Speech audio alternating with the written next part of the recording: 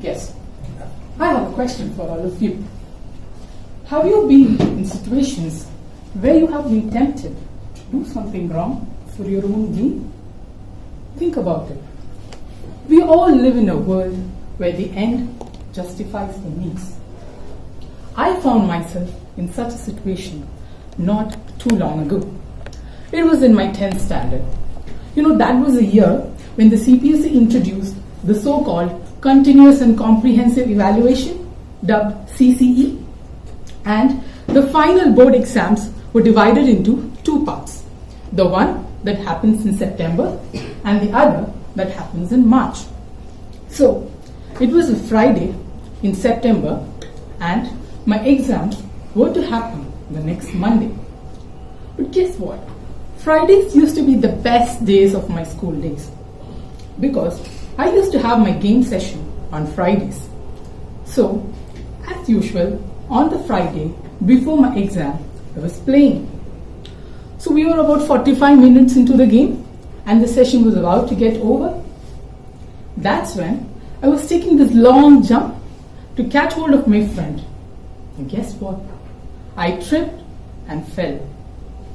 I immediately got up, dusted myself, took a small walk to see if everything was alright, and I continued to my class. I didn't know it was anything serious until I went home in the evening and my leg had swollen so much that I couldn't move at all. I was rushed to the hospital. And to my surprise, the doctor came, examined me and said that I cannot move for 2 months. I was shocked. I said to the doctor, I have my exams coming up this Monday. To which he said, now you decide whether you want your leg or want to give your exam.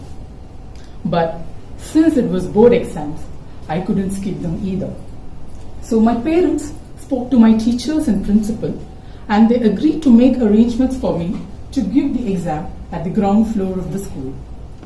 I was very sad and disappointed that I had broken my leg and that I couldn't prepare properly for my exam. So it was Monday morning and my dad dropped me to school and the exam was arranged in the ground floor in one of the labs. I was very tense that day. Hadn't prepared anything at all. About 15 minutes before the exam, my teacher walks in with a bunch of answer sheets, the question paper, and other things that I would require for the exam. She hands them over to me, wishes me luck, closes the door, and leaves.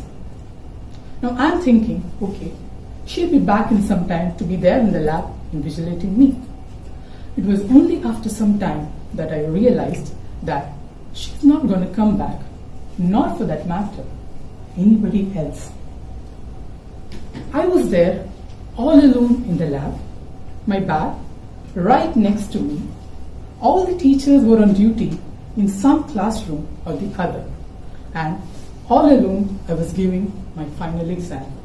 Literally, I could open my bag, pick out the books and give the exam. That was the situation.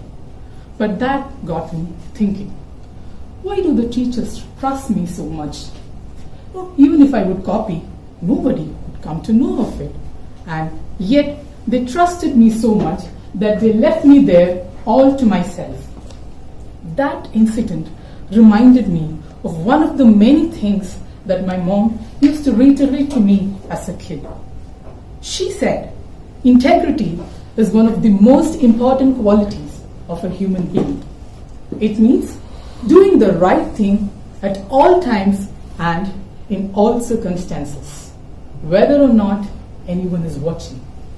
It takes the courage to do the right thing, no matter what the consequences are. Wrong is wrong, even if everyone does it. And right is right, even when no one does it. So, on that day, I thought, what would I gain had I copied? Maybe it would fetch me some marks. But do they define who I really am? Definitely no.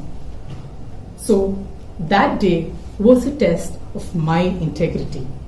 It taught me, ultimately, we are all answerable to our conscience, and I couldn't have slept peacefully had I chosen not to stick to my integrity that day. To conclude, I would like to quote Warren Buffett when he said, "In looking for people, you look for three qualities: integrity, intelligence, and energy. And if you don't have the first one, the other two will kill you." Over to the toast.